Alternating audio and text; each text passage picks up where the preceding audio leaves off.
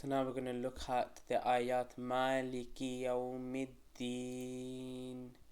So before we look at that, some of the benefits from the two other ayats that we studied from the previous video is the verses affirm the two divine names of Allah, the entirely merciful and the especially merciful, Ar-Rahman and Ar-Rahim, and this indicates that His Lordship, His Rububiyyah, is based on His vast mercy and is manifested by way of mercy, gentleness and kindness, not by way of harshness, harming and causing hardship.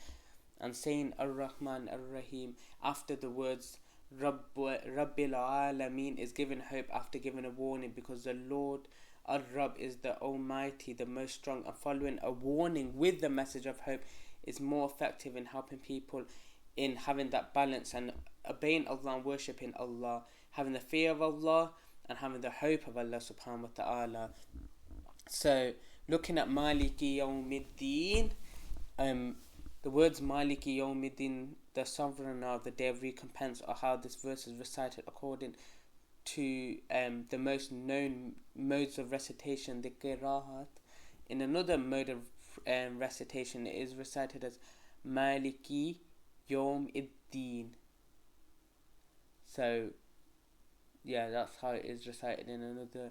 Both recitations are sound and are narrated via the reports as being among the 7 modes of recitation. To Allah will belong complete sovereignty on that day, on which no one else will have any sovereignty alongside Allah. So recompense, ad-deen. So here the word deen means requital and reckoning. It is used in a similar manner in this verse in Surah Al-Waqiyah. And why do you not, if you are not to be recompensed? That is to be brought to account. So the benefit, the word deen may refer to law and religion, and this is the usual way in which the word, when we say deen of Allah, Allah subhanahu wa ta'ala says, indeed the religion, ad-deen, is the sight of Allah in Islam, and this is mentioned in Surah Al-Imran verse 19, meaning the sound religion. The religion with which Allah sent all the messengers in Islam, beginning with Adam, including the messengers of strong will, namely Noah, Ibrahim, Musa, Isa, and ending with Muhammad sallallahu alaihi wasallam. There's a great deal of evidence for that in the Quran. The often repeated phrase, the 3 heavenly religions, is not valid. Rather, the only valid and sound religion before Allah is Islam, and all others are fake and false and invalid.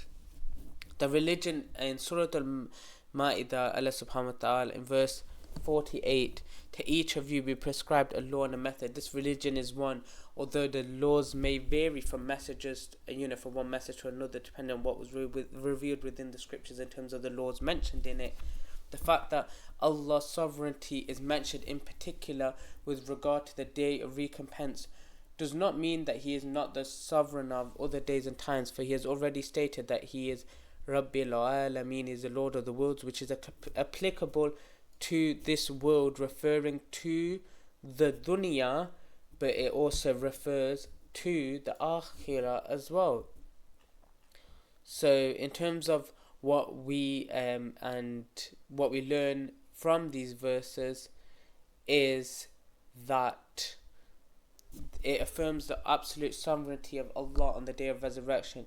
It exhorts people by reminding them of the day of resurrection, so that each person will strive to do that for which will save him on that day, to make precautions and prepare himself for the day of resurrection.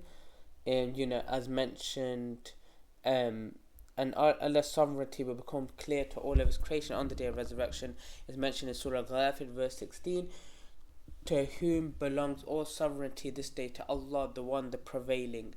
And the sovereignty of all creatures will vanish on the day of resurrection, and Allah will have all the sovereignty. And Allah subhanahu wa ta'ala, He is described as Maliki Yawmiddin, the sovereign of the day of recompense, because on that day no one will have sovereignty, as I've mentioned. And this is where I'm going to conclude the video. So I leave you here. Fi amanillah wa sallallahu wa baraka ala nabina Muhammad. Astaghfirullah. Assalamu alaikum wa rahmatullahi wa barakatuh.